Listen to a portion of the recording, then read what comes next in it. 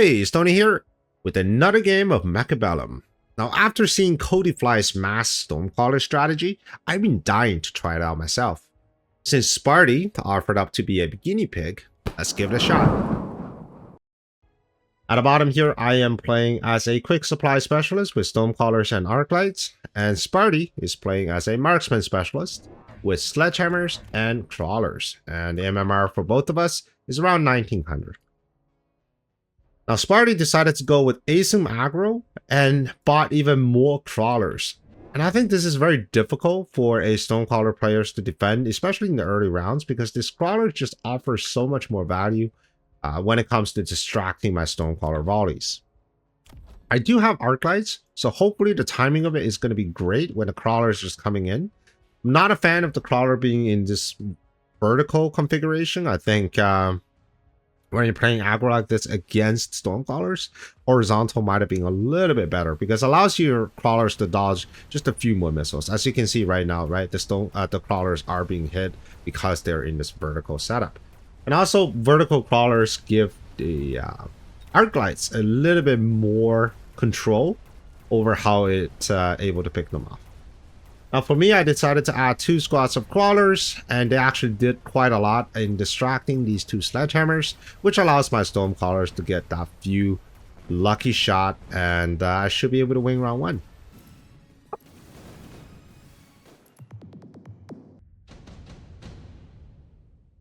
All right, round 2, we got a unit drop. There are so many great options. I think both Fire Badger and Typhoon are going to be excellent for my board.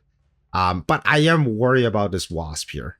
I think in the later stage of the game, I needed something that can both deal with the chaff clear, but also has a bit of a mobility.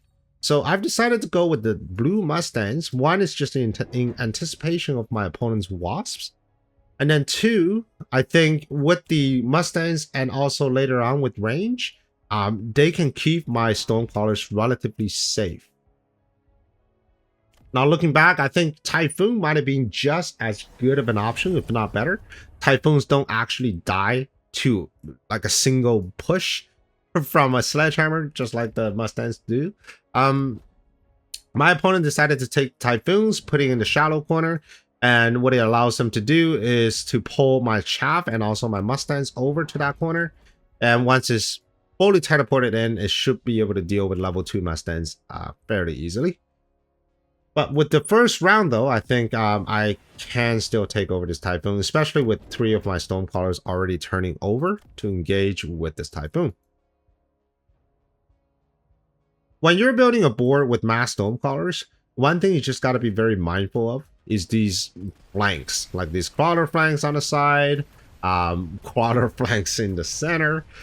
Crawlers is a Stormcaller's biggest enemy, because they move fast, they forces you to lose a lot of shots, and later on, if you want to go fire callers, they can get up all the way to your Stormcallers, forcing you to shoot yourself. So not a great unit to have as your, or not a great unit to fight against as a Stormcaller player. All right, Sparty got a cheeky tower by having a double flank on both sides, and also this Typhoon is doing a lot of damage. Typhoon into my Stormcallers, I think they're okay. They are being treated as sort of a medium-sized unit in the same category as a Tarantula, and Stormcallers are excellent against Tarantula. So somehow, even with the tower debuff, I was still able to take round 2.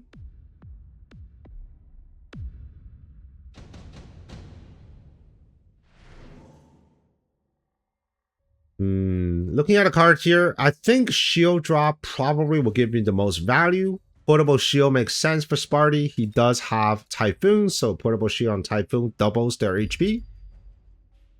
So I took the Shield Drop, and the next step is a little weird, because here I'm in this sort of weird transition. I already have 4 Stormcallers, but they don't have any tech. So I need to be very careful of what I want to tech first.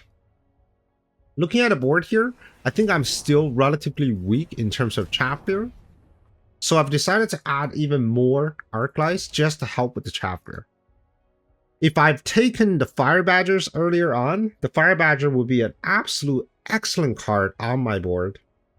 But I was just a little too afraid of a Wasp drop from that round, which is why I decided to take the Mustangs.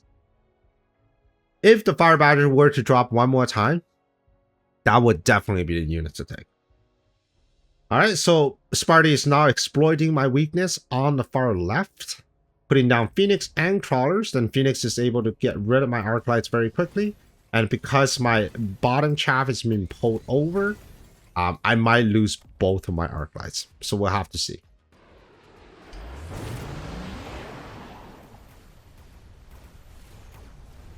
Alright, still no tech on the Stormcaller. I want to see what will happen. Is that going to be more chaff? In which case I will take the Fire Callers. Or is that just going to be more tanks and more Typhoons? In which case I'm going to take Launcher Overload. I did lose my tower on the left hand side and the Crawlers are streaming in. But luckily my level 2 Mustangs are surviving. What that means is that they're able to clear out the chaff and also hopefully getting rid of these Phoenixes.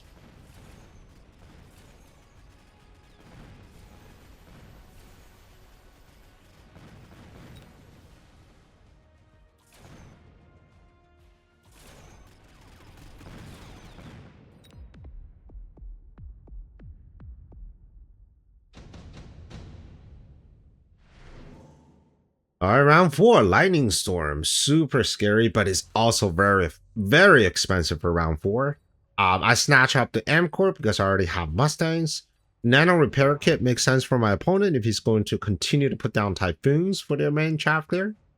Elite Tarantula is also interesting. Elite Tarantula works well when you have them on the line with Spider Mine, and I don't think my Stormcaller is able to defend against that. Sparty did take the very expensive Lightning Storm. And for me, it's going to be a Launcher Overload tech. I think this is the more flexible tech of the two. Firecaller versus Launcher Overload. Right now, I'm just not sure how much he's going to actually flank me on the side. So I didn't want to take fire. And also, if I did take fire, I'm going to lose this Crawler.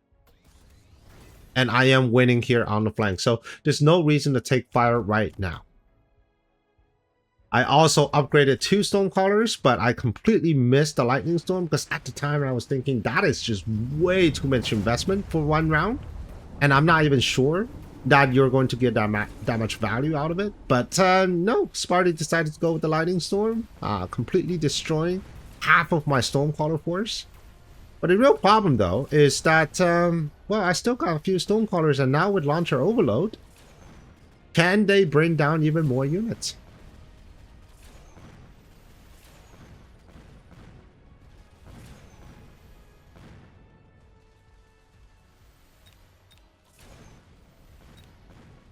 Alright, even though this was a loss on my side, but with Lightning Storm, this was a very acceptable loss. Improved War Factory is here. Improved War Factory is a excellent unit against mass Stormcallers, and it was instantly snatched up by Sparty. I took Oil. Now, the only reason I took Oil is I wanted to hold down the units further on the Oil, allowing my Launcher Overload Stormcallers to do the damage. I had no intention of going Firecallers at this point. I think I have enough damage output and also enough chaff clear for me to not so worry about the actual chaff with fire, and fire actually do more harm to my own units than his, since I am running Mustangs and I'm running Crawlers. I've continued to add on more Mustangs to my board, and so did my opponent. I think the additional Mustang serves 2 purposes. One is this ensures that I can get to his Phoenixes. The last couple rounds was a little bit scary because I only had 1 squad of Mustangs. So if that squad of Mustang died, I have no upshoot. So I want to make sure that I spread my units out. And then 2 is that once the chaff is cleared and all there's left is big units, my Mustangs should serve as a chaff on their own. They're a little bit expensive, but they're going to gain those valuable seconds, allowing my Launcher Overload Stormcallers to do the damage. Alright, the Typhoons on the side though, they're still doing so much. But these level 2 Stormcallers are no joke, holy cow.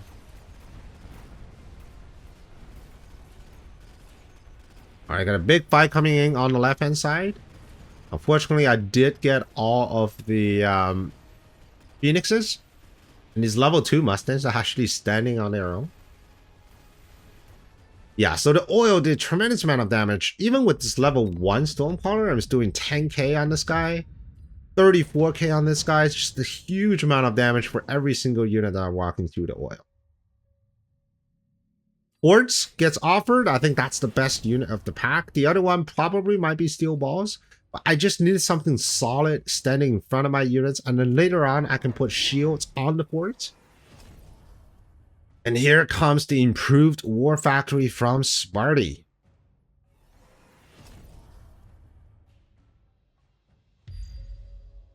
And this is a very deadly position. Sparty noticed that there's a huge gap in my middle. So he put the improved War Factory with the mobile beacon going straight down to the middle, hoping to capture my tower very early, very quickly. Now, when I was playing this game, I also expected the improved War Factory because I saw it was picked up earlier. And I just wasn't sure where he's going to put the improved War Factory. The most ideal spot is going to be somewhere on the left-hand side. It's either going to be all the way in the corner, or it's going to be somewhere in the middle. And because I wasn't sure, I wanted to put a missile down here. The point of the missile is I wanted to capture the War Factory, but with anti-missile, it did not pay off at all. And now just look how great this War Factory is doing against all my Stonecrawlers. Not only is capturing the Stonecrawler missiles of this guy right in front of me, it's just not getting anything in. And it's also capturing a lot of the missiles coming around. Now, in my Stonecrawler video, I had a very deep dive into how different AM devices work. One thing I didn't really test, and I did test after on my stream, was the travel velocity of the missiles after it is launched from the Stonecrawlers. So it turns out, if you have range, if you have launcher overload Stormcrawlers, which are currently firing at 140 meters, against the War Factory, which has a missile interceptor range of 150 meters, that means the moment the missiles leave the Stormcrawlers, they're being intercepted. Which means they're being intercepted essentially for the entire duration of their flight.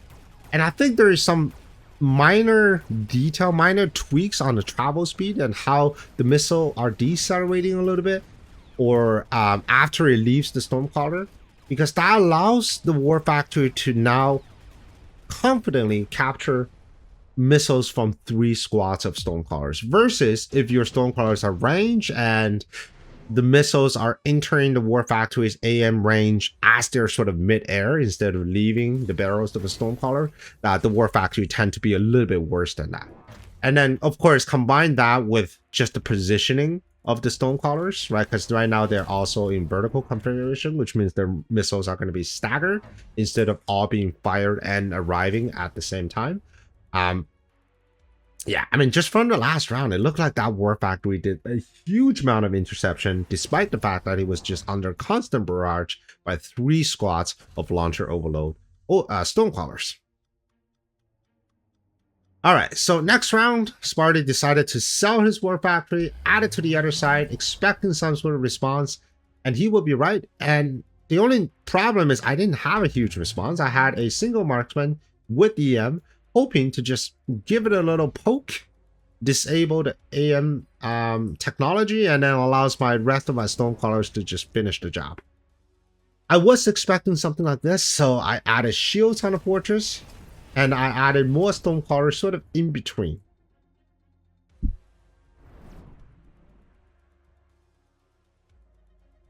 Alright. I had a bit of a brain fart moment. I wasn't remembering that the War Factory actually, in fact, has AM and they do intercept sentry missiles, so I put out a sentry missile. But it did get some value because the War Factory was repositioned all the way to the other side. And again, looking at the missile interception, it is just so much better than if my Stonecrawlers were just shooting from very far. So it's very interesting. And no, it is not because the improved War Factory card, I don't think it has any makes any difference. I think it's really just the positioning of my Stonecrawlers and how the missiles are staggered and how the AM essentially covers the entire range. I mean, none of my missiles are currently hitting. And now it's like the very first time that son of missiles are landing. But if you look at the HP of this War Factory, barely scratched by my Stonecrawlers. And this is just a single improved War Factory. So imagine if it's got multiple of these guys, it's going to completely nullify my greatest advantage on the side because of these Stonecrawler. Now, luckily, I did get it disabled, and I do have some Stonecrawlers. I'm just not sure if I'm able to take down this War Factory, though. It's such a chunky unit. Ooh, it's going to come very close and barely able to win this round with just a few units left.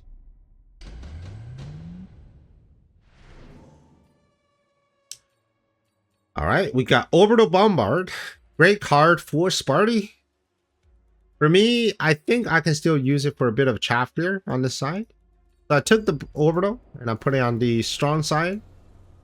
I still have shield left over, and I also have fortresses with shield. So I'm not too worried about it.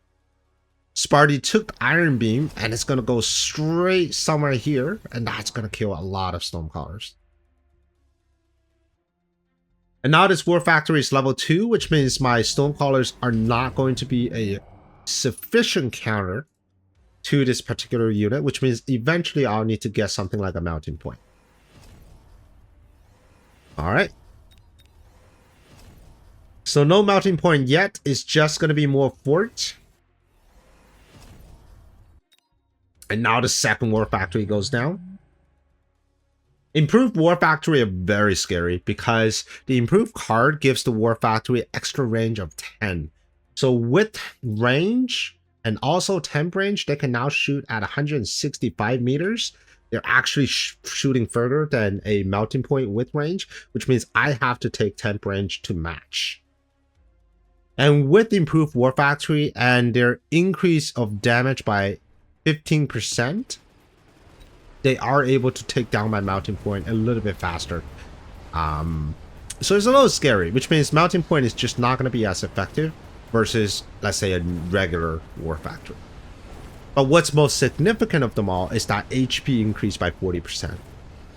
I mean, sure, mounting point level 1 once charged on, they're pretty good.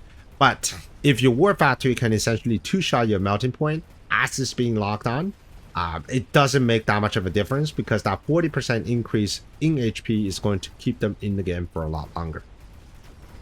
All right, the left-hand side is being picked up by the Stonecrawler and that one marksman with EM. But I don't think I have an answer for this level 2 War Factory.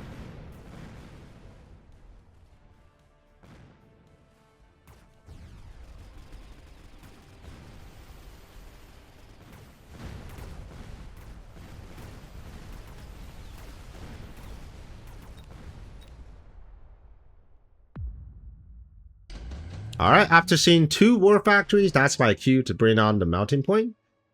We got a Sabertooth and a Fire Badger. I think the Fire Badger is going to be an excellent choice for me. It helps with the chaff clear, but also tanks so many shots from these War Factories. Level 2 War Factory do one shot, I believe. Nope, just barely one shots the Fire Badger, so that's very good for me. Level 3 War Factory, this guy now has 775,000 HP. A terrifying unit on the board. Sparty does float 1,000 resources, which means he can bring in the 3rd War Factory. And this game is going to turn very quickly in Sparty's favor because now my 6 or 7 Stormcallers are completely useless unless I am able to disable these War Factories. But with the extended range, right? These are now shooting further than my marksman, and I really don't want to take range on marksman. I only have one of them, and they're not really dealing the damage. They're mostly just here to poke the War Factory with EM. And even then, they're not doing that job correctly. So this round is very scary. Sparty can take this game right here, right now, with the triple War Factory and the rest of his unit. And now with Lightning Storm, I think he's smelling blood in the water. He's going to have a war factory running straight towards my tower, hoping that there's not going to be anything in front of it. But I think he missed this single marksman. I think what he was really hoping for was the missile to hit the fangs, and then get my marksman, and then move the war factory over. And under this lightning storm, it should destroy pretty much all my chaff units, all my stone callers, and he's able to get an easy tower and an easy win.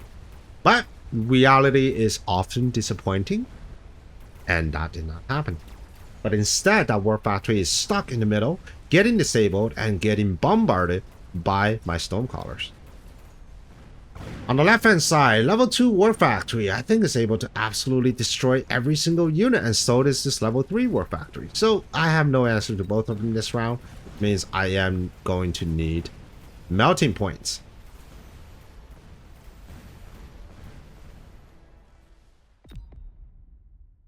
Alright, huge round, taking my HP down to just above 1000. And here goes another iron beam. We saw how effective the iron beam worked last time. So the new iron beam is going to cause a lot of problem, and there's not much I can do about it.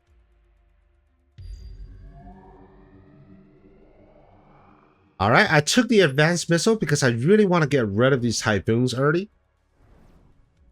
So I just pile on the typhoons. I'm not entirely sure how well this works, since I do have a war factory to AM, so it might actually intercept quite a few of these missiles. The iron beam goes down. We have additional shields on the side. Alright, so now I needed to have melting point, and here they are. 2 melting point went down instantly with range. No point getting EM barrage because of the AM on the war factories. So just range melting point, put them really further back. Hopefully able to get to this war factories nice and early. Need to get very lucky with some of these shots, because right now the level 3 war factory, they simply one-shot this melting point, no problem. So they're not going to survive long enough if they're in a one-on-one fight. The only saving grace is just the massive amount of chaff lines that I have, which is why I wanted to get rid of these typhoons. But it turns out Sparty didn't even keep the typhoons. Decided to get rid of them and also move into something else. Alright, so it's going to be 3 melting points, all level 1 against 3 war factories. 2 of them can one-shot my melting points, and now with Photon, that just means my melting point will have to stay logged on for a lot longer. Fire is being added, which means there's going to be 0 chaff coming in on the right side of the board, and hopefully my melting point can lock onto the war factory before it destroys every single one of my chaff.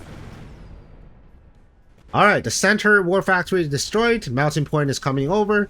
It is still taking a bit of time killing small units, and there it is. Here's the logon. And the chaff is dissipating on the right hand side, which means that war factory is able to walk towards me. And there's the one shot on the melting point, taking it down very quickly. Now luckily, I do have units here on the left hand side. Now it's a race towards the tower. War factory is going to get my tower first, but I am not too far behind, which means my position is actually pretty good. I got the tower, getting the first lock on. Chaff is still doing the work. But man, this is a huge war factory. Holy cow. Even at full charge on this melting point is just not enough. The second melting point started to charge onto the war factory. The first melting point falls. Stonecaller continues to provide chaff, and there it is. In the final second, able to take that level 3 war factory. Alright, we're getting down to the final round here. Laser sight on a melting point is huge. And of course, getting leveled is also huge. A level 2 melting point can finally tank at least one shot from a level 3 war factory. But with the war factory going to level 4, I'm not sure that the melting point is going to survive that long enough. Laser sight goes onto the center melting point. This is the one that's going to stay in the game the longest. And also energy absorption. Energy absorption is a bit of a gamble, but the way it works is that if I can get up to full charge onto a war factory, even if it's able to fire its gun on it, it can almost instantly heal it back to full health and continue to do damage to the war factory. So it's a final insurance to make sure that if I ever end up with a melting point versus War Factory battle at the very end of the round, I will win. All right, for Sparty, I think it's just going to be more chaff. Layers and layers and layers of chaff. I think what he's really lacking here, though, is chaff clear. Taking tower +1, I think it's going to be huge for him because he has so many Mustangs. Instead, there's going to be +2 on the armor. Armor is okay. I always prefer attack over armor. I think armor is more of a stalling tactic. The only time I take armor is when I see cross control, for example. If I take armor that allows my crawlers to take 2 shots instead of 1 from the arc lights, absolutely take armor. But in a normal fight, I think attack upgrades is always favored instead of armor. Alright, let's watch this battle commence. My units are still running towards him. He just does not have sufficient chaff clear, which means the War Factory will have to participate in chaff clear. And that's bad news for him because now my level 2 melting point are going to be on target. First, melting point is locking onto the War Factory. Second is locking onto the War Factory. And this level 3 War Factory is going to go down very quickly. However, it's not before it deals considerable amount of damage to my line here. The second War Factory is coming in. We still have some chaff over here, and my Stormcaller is just not able to get those missiles through. Alright, great tower for me, and I have a level 2 mounting point, and this is what I was talking about. Yes, we have the War Factory shooting at this mounting point, and yes, it's almost killing it every single time, but just look at how much health it's regenerating. And with that, I think I am able to get this game. Alright, so what did we learn this game? Well, War Factory's excellent unit against launcher overload Stormcrawlers, and that's just because the moment the rocket leaves the Stormcrawlers, they're being intercepted by these War Factories. So there's definitely a case made to take range as one of your techs. I purposely don't run range on Stormcrawlers because I feel like 140 with launcher overload is sufficient enough. But now I am thinking twice. Maybe I'll drop a high explosive in favor of range. And what else do we learn? Energy absorption on a War Factory, absolute god tier technology, is going to ensure that your melting point will win in the final fight in a one-on-one versus War Factory. Alright, so I hope you enjoyed this game. And if your break isn't over at this very moment, here's another game just for you. I'll see you on the next one. Prepare your tactics. Mechabellum's calling. Deploy your fortress. The battlefield's alive with